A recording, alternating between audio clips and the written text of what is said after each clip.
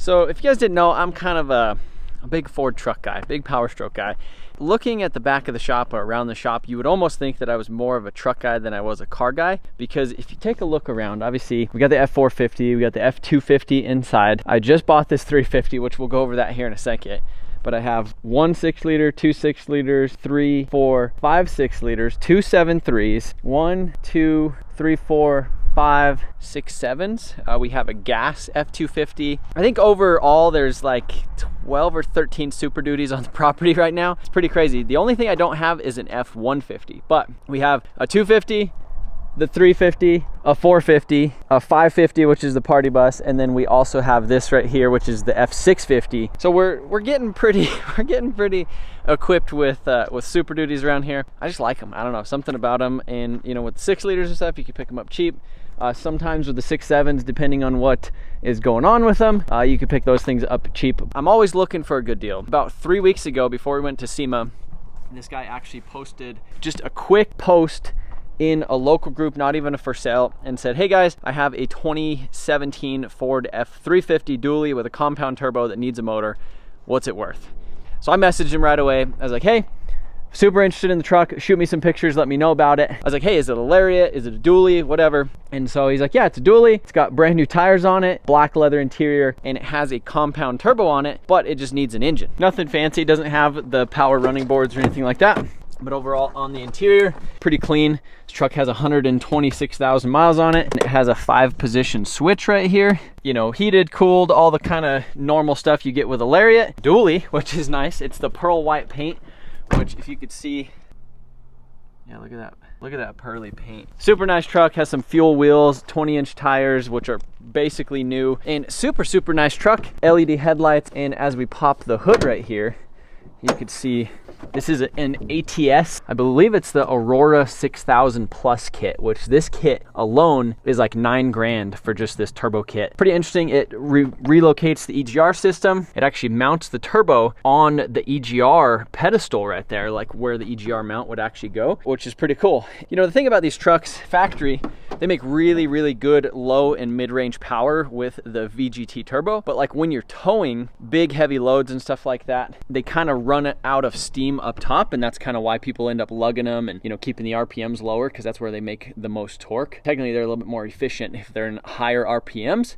You know, it's less stress on the motor, some of that stuff. But I guess with these compound kits, you know, you add another turbo on top of the factory turbo. And as far as I know, looking at this wastegate right here, normally a wastegate evacuates the exhaust and slows down the turbo, but what it actually does is it, as soon as, let's say you have a 20-pound spring in here, as soon as a 20-pound spring opens up, as soon as you get to 20 pounds on the stock turbo, it actually bypasses a lot of the exhaust straight into this turbo. So you kind of open up the exhaust housing of the stock turbo, so you're not running the stock turbo super hard. It's kind of bypassing it and putting all of that exhaust pressure behind the big turbo on top of it, and then it sends that high pressure into the stock intake manifold. It goes into the turbo, out of that turbo, into the intercooler, and then back into the actual intake manifold of the truck. So the guy who owned this truck, he was driving it, and he had a 40-foot camper on it. He said that weighed about 15,000 pounds dry. So a really big camper, and he was coming back from Sturgis, hauling his motorcycles and stuff. And I mean, this camper was huge. It looked like it was 20 foot tall. It was big.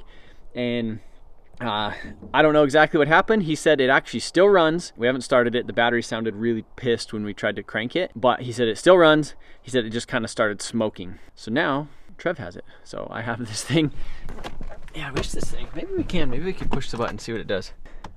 Is it just upset? I think the batteries are that dead. Plans with this truck. What would I intend to do with this? I'm a big fan of the dualies. The dualies are just, they're nice for hauling big heavy things. 450 is sick. I have no problem keeping the F450, but if the winner does choose the F450, and again, this wasn't like planned or anything like that. This thing literally just popped up, and you know, I know that there's an opportunity to either buy and sell it, make some money, treat it as a flip, or sell the red F250 if they pick the 450, and then this will just be my truck. I'll fix it. We'll have the compound turbo 350, which sounds pretty cool. This is the little bit older truck. It's a 17, so that means it has the 6-speed transmission versus the 10-speed. I think I'm more of a 10-speed guy now that I've had the 450 and the 250. They're really nice, but compound turbo is pretty cool. And you know, I could drive this thing for, you know, put a motor in it, drive it for a year and still make some money on it, sort of thing. And that's the type of guy I am. I'm just, you know, I'm like the half price guy. I like driving around things that are half price. I like fixing them. I like making them mine. I have no problems keeping this truck. So we're gonna go ahead and get this thing lifted up and then drop it over here for a little bit. We're not really gonna hop into it very soon, but I guess we'll see. We'll see what kind of things. Maybe we'll try to pull this thing apart and see exactly what it is. We have a couple 6.7s laying around the shop, so maybe we could like piece one together. I just don't know. I don't know if we should do pistons and rods in this thing or if we should do like a 2020 motor, because they have a steel piston and a lot heavier duty connecting rod.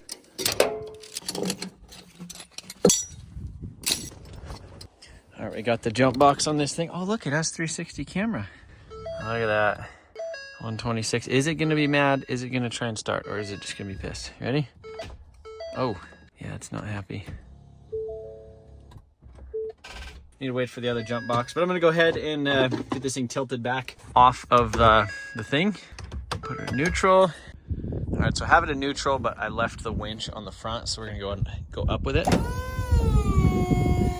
This thing's a little cold. The battery has a little sauce on it right there, so probably not the best connection, but since the truck is in neutral, e-brake is on.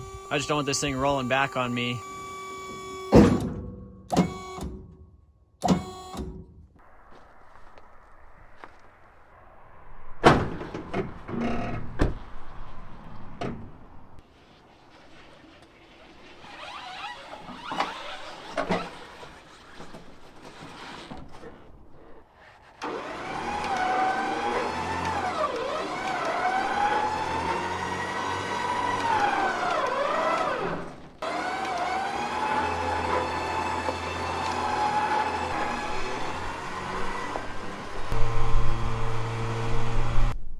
She is. That's fairly simple. I mean, for a one-man job, you know, we get this thing off. The reason I went over the trailer fender is because of these wheels. They stick out quite a bit, especially with these spiky lug nuts. All right, we got another jump box on it. See what she does. Oh, that doesn't sound nice. So it's not locked up, but it goes. So we got 2 of these units on there. This one will usually start one by itself, but sometimes it gets mad. You can see it was pretty dead, so. All right, boys, it is 2 days later. 350 is off the trailer. We got the jump box on it. Well, 2 jump boxes, because that one kind of sucks. If you guys don't have one of these things, normally they come with like a 1,000 amp one, like the ones that you get at like the store, but the 2,500 amp one is freaking nice. Don't they have bigger than this though too? Oh yeah, they have like 40, they have like giant ones that'll start semis and stuff. Like those are pretty good. Not a sponsored thing, but yeah, like this thing it's pretty solid. It'll start one of these almost just dead by itself, which is pretty good. So jump box on it, we charged the batteries, cleaned up the other thing, and we're just gonna hop in this unit and see what it does. You think it's gonna start? I hope so.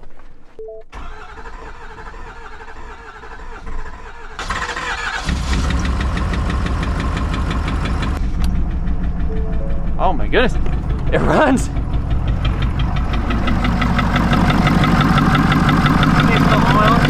It needs oil? Oh. Look at that blow by. Well, she runs. Well, I guess that's good. Man, that thing is chooching. I mean, that's kind of nice because that doesn't sound like it knocked. They said that they had like a hole in the piston or maybe it like messed up the piston, but look at this. Well, he said it lost power and it started smoking, but he told me it still ran and it does. Look at it. Look at all that. What is that? That's soot. That's it. Look at this though. How you doing? Huh? That's pretty cool that it starts and runs. Charging system service. It's already hitting 40 pounds. Oh yeah, look at the boost. Full boost. I wonder if the map sensor's plugged in. See if it is. Yeah, that's not good.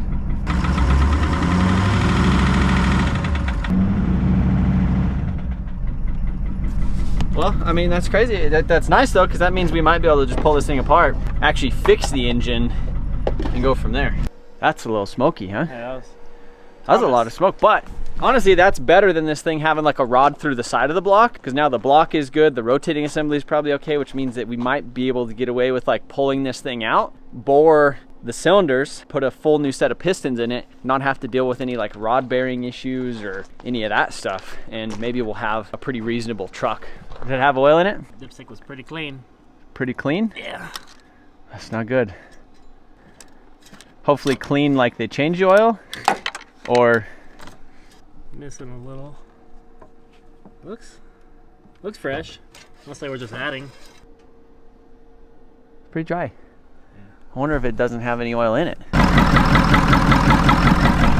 All right, so we confirmed it did have oil in it. It's probably about 3 quarts low. So we went ahead and put 3 quarts of oil in it, started it back up so I can make a quick little Instagram video of it. But other than that, so if I were to go to like a dealer or, you know, buy this thing on Marketplace right now, this thing's probably worth 40 grand or so, because it's the full lariat, like actual lariat. It's got push button start, 360 cam. It's a very nice truck. Yeah, see, it's got 360 cameras right there. It's got the platinum, like the pearl white paint on it. It's got the LED headlights. It's a really nice truck, aftermarket wheels and tires. That's why we were talking about with giveaway trucks earlier. 450 was my personal rig. It made the most sense for something that was the fastest, like worthy car of doing a giveaway on. It was like, all right, cool, all we gotta do is wheels, coilovers, clean it up a little bit, and then we could run a giveaway on the 450. But when we picked the alternate, I'm like, well, I could drive that thing around for the rest of the winter, but like, let's say next summer, when it comes time to like tow in the 48-foot gooseneck, I really need a long bed, because my trailer that is just right down there does not like short beds at all. That's why I was like, well, maybe drive that for the rest of the winter and then eventually get another dually if they pick the 450. And that's kind of the big question mark, because again, the giveaway ends today as this video is going out. But nonetheless, this truck, I'm in it for probably half of what it's actually worth. Obviously, we're gonna have some money in repairing the engine and stuff like that, but this would definitely be a worthy candidate of, you know, replacing the 450 for this, or, you know, kind of sort of that thing. So depending on what happens, will determine what I end up doing with this truck. Overall, it's gonna get fixed, and I'm either gonna drive it or I'm gonna sell it. I'm a big fan of the 10 speeds in these things. One of the favorite things about that 450 is actually the interior is, you know, that screen right there. That's the 12-inch screen. Super sick. This one comes with 25 grand, and then that one is obviously very nice as well. So if you walk up to this one, it has the keyless entry sort of deal, so you don't have to have the key. It's got the factory power steps, black leather interior, and this one has CarPlay and everything in it too. It is wired CarPlay, so you have to plug in your phone with one of these guys, versus the 450, it's actually like a wireless CarPlay, which is pretty cool. But I guess now that we know that this thing runs, that's pretty cool. I don't know when we're gonna start tearing into it. Maybe within the next like 2 weeks or something, we'll pull it in, pull the cab, and then just get the motor out of it, so that way we could start actually looking into it, diagnosing it, and kind of going from there. I think it'd be sweet to do a built motor in it, to either to take advantage of the compounds, yeah, or, you know, it could be one of those things too. If they decide they don't want the 450 and they want this thing, well, then maybe what we could do is just put that one back to stock, and we could put the compound turbo on the 450. Like, that would be pretty cool too. So I guess let's continue on with this video. The inside of the shop is pretty dirty, so we started working on that and getting it cleaned up the other day, so we'll kind of see what kind of progress we can make.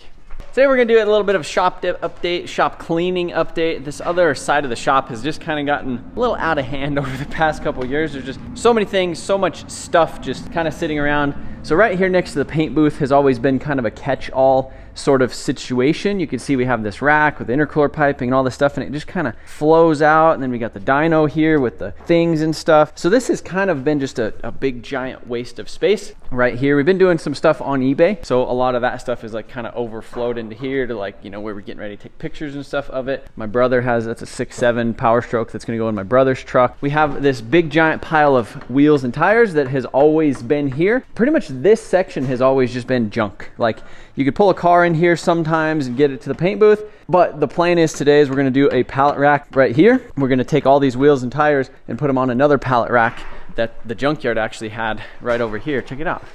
How you guys doing? Do you wanna put it on these? Oh, yeah. There we go. There's one. So this is actually a rack that the junkyard had. It was just kind of sitting out back. So it has this section on the top for wheels and tires. So we're gonna go ahead and use that. So the goal by the end of this video is to get this whole section right here all cleaned up. The guys while we were gone at GTR Festival kind of cleaned up some of this stuff right here. There's so much stuff. We also organized a little bit in the container today, so I'll go show you that in a minute. Stick your toes on that. Oh, whoa, whoa.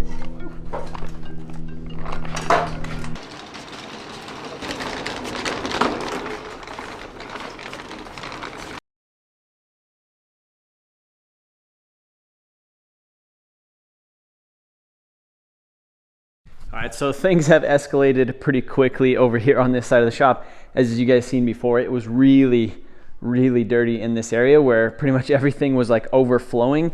You know, you couldn't even get around it. So adding these shelves was a pretty good idea. So this was one of the ones out in the back, but now we have the wheels up on top, which is cool. We have this guy right here with some wood on it, so we could kind of throw some of the bigger pieces, roll some of the other stuff underneath it, like engines, transmissions, engine hoists. We have a lot of other plans for this side of the shop. This is my brother's 6.7. This is actually out of a 2020.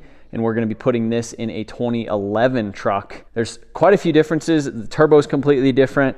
It has a variable oil pump in it. So I think we're going to have to swap a lot of stuff on this engine to actually make it work in his truck. Technically, the 2020 and up engines are a little bit stronger. The pistons and the rods are a little better. And obviously the turbo system, it has an electronic VGT actuator on it versus the, let's say, a 15 through a 19 has a oil controlled VGT, very similar to like a Duramax or a like a 6-liter Powerstroke. This is Rudnick's Datsun Sunny. That has been kind of chilling here for a little bit. Initially we were supposed to get a lot of stuff done while he was here and kind of tag team that together, but since we spent so much time working on his F-350 dually in order to drive back to Connecticut, that's kind of in limbo right now. We still are planning on doing some stuff in the future, but there's no instant plans or any, I guess, like a date where it needs to be done for, like an event or anything like that.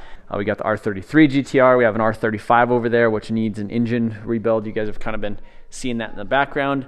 The Tesla, we're waiting on some paperwork issues with that, which I might have a big update video with it coming very soon. But the next plan for this side of the shop, actually right here, is to put another set of pallet racks. So that way we could put, you know, engines, transmissions, stuff like that on the pallet rack. We're actually gonna put some racks right here to do like photos and stuff for photos and shipping for eBay, because that's another thing we've been doing.